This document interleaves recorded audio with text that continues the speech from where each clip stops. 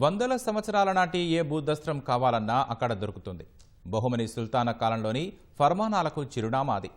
నిజాంల హయాంలోని సుబేదారి పాయగా భూ రికార్డులకు నిలయమది. హైదరాబాద్ శివార్లలో వేల కోట్ల విలువైన భూముల పురాతన రికార్డులు అక్కడ నిక్షిప్తమయ్యాయి. అదే state archives and research institute, Telangana రాజ్యాభిలేఖ పరిశోధనాలయం. అంతటి ప్రాముఖ్యత కలిగిన ఆ కార్యాలయంలో రికార్డుల్ని ఎంత భద్రంగా ఉంచాలో చెప్పనవసరం లేదు. కానీ భూ కబ్జాదారులతో కొందరు సిబ్బంది కుమ్మక్కు కావడంతో దొంగపత్రాలు అందులోకి చేరిపోతున్నాయి. వేల కోట్ల విలువైన భూములకు సంబంధించి న్యాయ వివాదాలకు కారణమవుతున్నాయి. తెలంగాణ వారసత్వ సంపదను నిల్వ చేసేటువంటి ఆర్కైవ్స్ అండ్ రీసెర్చ్ ఇన్స్టిట్యూట్స్ రాజ్యాభిలేఖ పరిశోధనాలయం ఏదైతే ఉందో, ఇక్కడ కొందరు ఇంటి దొంగల కారణంగా అక్రమార్కులు కొన్ని కోట్ల రూపాయలు విలువ చేసేటువంటి నకిలీ డాక్యుమెంట్లు సృష్టించి కబ్జా చేసేందుకు ప్రయత్నిస్తారు. కొన్నిటికి న్యాయ చిక్కులు కల్పిస్తున్నారు. రీసెంట్గా ఇద్దరు ఉద్యోగులు కూడా ఇక్కడ సస్పెండ్ అవడం ఇక్కడ జరుగుతున్నటువంటి పరిణామాలకి నిదర్శనమని చెప్పాల్సి. అక్కడ ఏం జరుగుతుంది, అధికారులు ఏం చెప్తున్నారో ఇప్పుడు తెలుసుకుందాం. బహుమని సుల్తానులు మొదలు విజయనగర సామ్రాజ్యం దాకా, అసఫ్ జాహీల నుంచి మొఘలుల వరకు ఒకటి కాదు రెండు కాదు ఏకంగా 43 మిలియన్లకు పైగా విలువైన చారిత్రక దస్త్రాలకు నిలయమది. బహుమని సుల్తాన్ ఫెరోజ్ కాలం నాటి ఫర్మానాలు మొదలుకొని నిజాం కాలం నాటి దఫ్తర్ రికార్డులు అక్కడ నిక్షిప్తమై ఉన్నాయి. ముఖ్యంగా 1282 సంవత్సరం నుంచి మొదలుకొని 1956 సంవత్సరం వరకు 2,15,090 ఫైళ్లతో కూడిన సుబేదారి, పాయేగా భూ రికార్డులు ఉన్నాయి. నిజాం కాలం నాటి వేల కోట్ల విలువైన భూముల దస్త్రాలు అక్కడే నిక్షిప్తం కావడంతో కొన్ని దొంగల ముఠాల కళ్లు హైదరాబాద్ తార్నాకాలో ఉన్న ఈ కార్యాలయంపై పడ్డాయి. ముఖ్యంగా రాజధాని శివార్లలోని భూముల్ని కాజేసేందుకు వారు ప్రయత్నిస్తున్నారు. కొందరు ఇంటి దొంగలు ఇందుకు సహకరిస్తుండడం ఆందోళన కలిగిస్తోంది. అసలు రాజ్యాభిలేఖ పరిశోధనాలయంలో ఏం జరుగుతోంది? అక్రమ కార్యకలాపాలకు నిలయంగా మారిన ఉన్నతాధికారులు ఎందుకు చర్యలు తీసుకోవడం లేదు? ఈ అంశాలపై ఈటీవీ ఈనాడు చేసిన పరిశోధనలో విస్తుపోయే అంశాలు వెలుగులోకొచ్చాయి.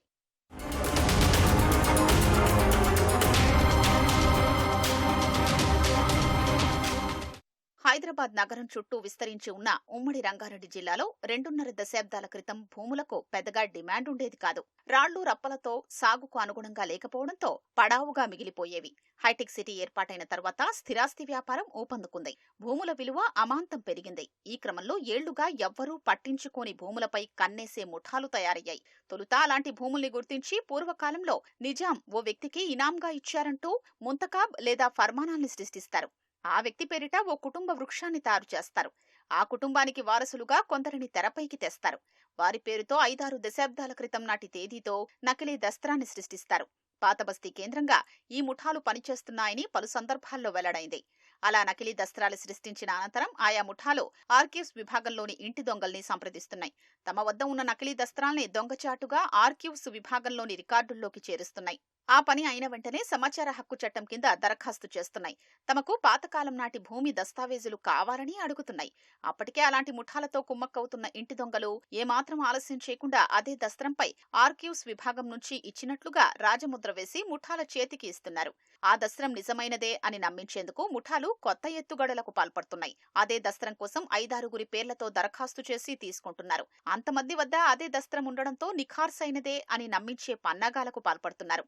అలా తమ చేతికొచ్చిన దస్త్రంతో ముఠాలు న్యాయ వ్యాజ్యం దాఖలు చేస్తూ అసలైన పట్టాదారులకు చిక్కులు సృష్టిస్తున్నారు.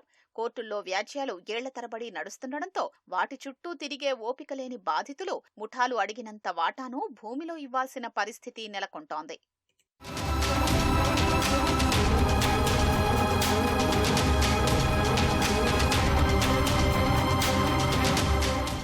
సాధారణంగా ఏదైనా భూమికి సంబంధించిన అడంగల్ పహాణి లేదా సేత్వార్ లేదా ఇతర రికార్డుల కోసం సమాచార హక్కు చట్టం కింద గనుక దరఖాస్తు చేస్తే సర్వే నంబర్ లేదా పట్టాదారు వివరాల్లాంటి అంశాల్ని పొందుపర్చాలి. కానీ ఆర్కైవ్స్ విభాగానికి విచిత్రమైన రీతిలో 4 దరఖాస్తులొచ్చాయి. నిజాం ఈ అతియాత్ డిపార్ట్మెంట్లోని 105 of Manchirevula judgement number 187/1957 file నెంబర్కు సంబంధించిన రికార్డులు ఇవ్వాలని 4 దరఖాస్తు చేశారు. అందులో పట్టాదారు, సర్వే నంబర్ లాంటి వివరాలేవీ లేకపోవడం గమనార్హం. అయినా చకచకా సమాచారం ఇవ్వడం అసాధారణ రీతిలో సాగిపోయింది. ఈ వివాదంపై నార్సింగి ఠాణాలో 2018లో కేసు నమోదైంది.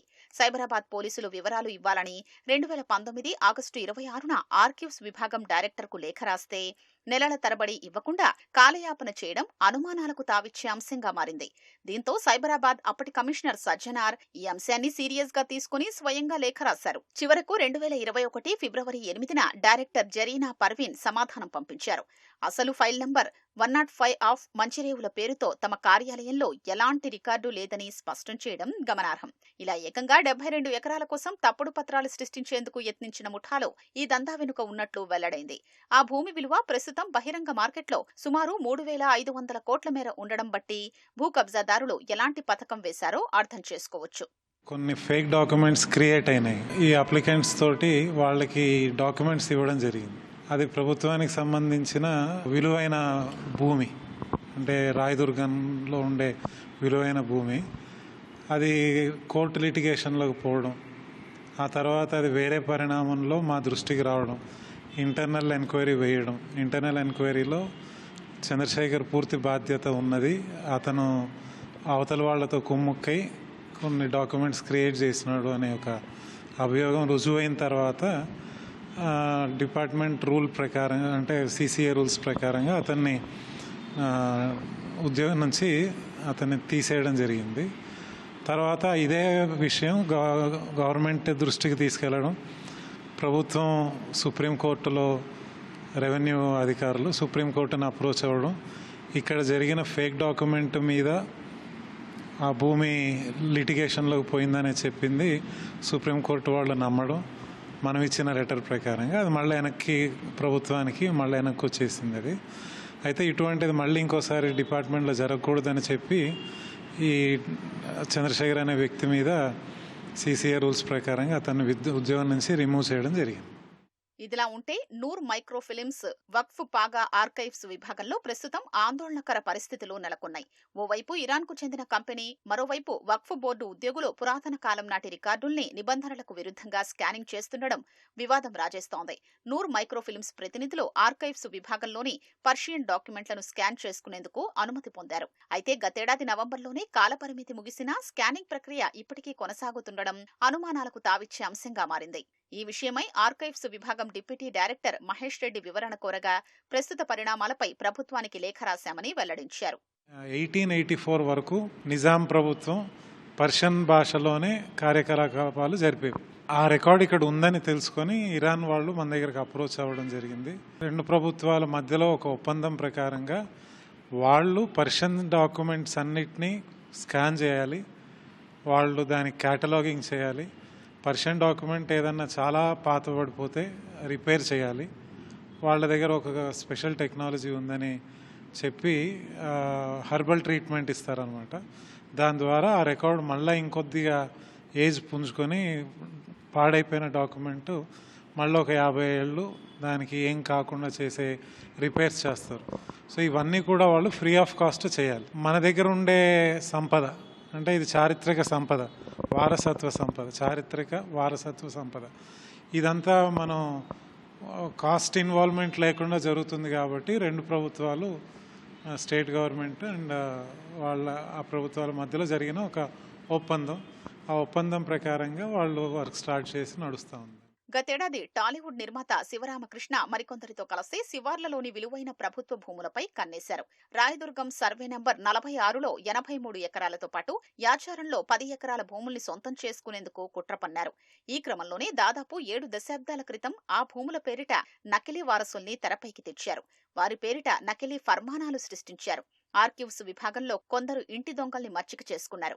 ఆ నకిలీ ఫర్మానాల్ని దొంగచాటుగా ఆర్కైవ్స్ విభాగం రికార్డుల్లోకి చేర్చారు. అనంతరం ఆ భూముల వివరాలు ఇవ్వాలంటూ సమాచార హక్కు చట్టం కింద దరఖాస్తు చేశారు. అడిగిందే తడవుగా ఆర్కీవ్స్ విభాగం అసిస్టెంట్ డైరెక్టర్ చంద్రశేఖర్ భూములు నకిలీ వారసులవేనంటూ సమాధానమిచ్చారు. తెలంగాణ ఆర్కీవ్స్ పరిశోధనాలయంలో ఏళ్లుగా ఆమెదే గుత్తాధిపత్యం. ఈ విభాగానికి గతంలో డైరెక్టర్గా ఐఏఎస్లు ఉండేవారు. ఆ హోదాను నాన్ క్యాడర్ కు తగ్గిస్తూ కొన్నేళ్ల క్రితం ఉన్నత విద్యాశాఖ జీవో నంబర్ 95 జారీ చేసింది. అంతకుముందు డిప్యూటీ డైరెక్టర్గా ఉన్న జరీనా పర్వీన్ ఆ జీవో ప్రకారమే 2007లో డైరెక్టర్గా నియమితులయ్యారు. ఆ విభాగంలో 2 దశాబ్దాల పాటు సేవలందించడంతో పాటు పర్షియన్ లాంగ్వేజ్ స్కాలర్గా విశేష అనుభవం ఉన్న నేపథ్యంలో ఆమెకు బాధ్యతలు అప్పగించారు.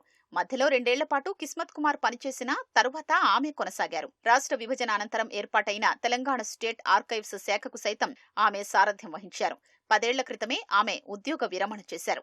అయినా ఇప్పటి వరకు కొత్త డైరెక్టర్ను నియమించలేదు. ఏటా ఆమె సర్వీసును ఏడాది కాలం పొడిగిస్తూ ఉత్తర్వులు జారీ అవుతుండడం గమనార్హం. రాజధానిలో కీలకంగా ఉన్న ఓ రాజకీయ పార్టీ నేత సిఫార్సుతోనే ఆమెను కొనసాగిస్తున్నారనే ఆరోపణలు ఉన్నాయి. ఈ నేపథ్యంలో ఆర్కైవ్స్ శాఖ ఉద్యోగులు కార్యాలయంలో ఆందోళన నిర్వహించి ఏకంగా ఆమె పేరుతో ఉన్న బోర్డును తొలగించడం సంచలనం కలిగించింది. లేని డాక్యుమెంట్ని సృష్టించి పెట్టి ఇండివిజువల్స్కి ఇచ్చారు. అంటే వాళ్ళ కుమ్మక్కై ముందటి నుంచే 2 కేసులు ఉన్నాయి. ఒక కేసులో కే చంద్రశేఖర్ అని, ఇంకొక కేసులో రెహమాన్ అని.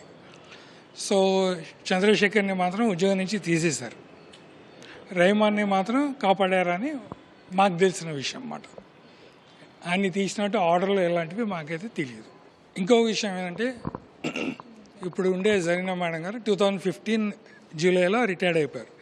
దాని తర్వాత ఆమెకు ఉండే ఇన్ఫ్లుయెన్స్ అనండి, ఇంకా ఆమె పరిచయాలు అనుకోండి, దాని ద్వారా ఎక్స్టెన్షన్స్ తెచ్చుకుంటూ పోయారు. ఎందుకు దాంట్లో ఇంకొక కారణం ఏంటంటే, ఆ కొన్ని సంవత్సరాల వరకు రెగ్యులర్ ఎంప్లాయీ ఎలిజిబుల్ క్యాండిడేట్స్ ఎవరు లేరని కూడా గవర్నమెంట్ భావించి ఆమెకి ఇచ్చారు. దాని తర్వాత ఎలిజిబుల్ క్యాండిడేట్ ఎవరైతే ఉంటారో in the cadre, that is deputy director, వచ్చిన తర్వాత కూడా ఆమె ఏం చేస్తుంది, ఇంకా ఆమెకి ఆశ పెరిగిపోయింది. ఎలిజిబుల్ క్యాండిడేట్ అంటే ఎవరైతే ప్రమోటీగా రావాలో ఆ వ్యక్తిని రానియకుండా ట్రై చేస్తుంది. 100 ఏళ్ల నాటి చారిత్రక సంపదను నిలువ చేసేటువంటి ఈ ప్రాంతంలో ఇక్కడ జరుగుతున్న పరిణామాలపై ప్రభుత్వం దృష్టి పెట్టాలని, పూర్తిస్థాయి డైరెక్టర్ నియమించడంతో పాటుగా ఇక్కడ ఉన్నటువంటి వ్యవస్థలన్నింటినీ కూడా స్ట్రీమ్లైన్ చేస్తే భవిష్యత్ తరాలకు దీన్ని మరింత ముందుకు తీసుకెళ్లే విధంగా తాము పనిచేస్తామని ఇక్కడ పనిచేస్తున్నటువంటి ఉద్యోగులు చెబుతున్నారు. కెమెరామెన్ రమణ మహేష్తో నాగార్జున, ఈటీవీ న్యూస్, హైదరాబాద్.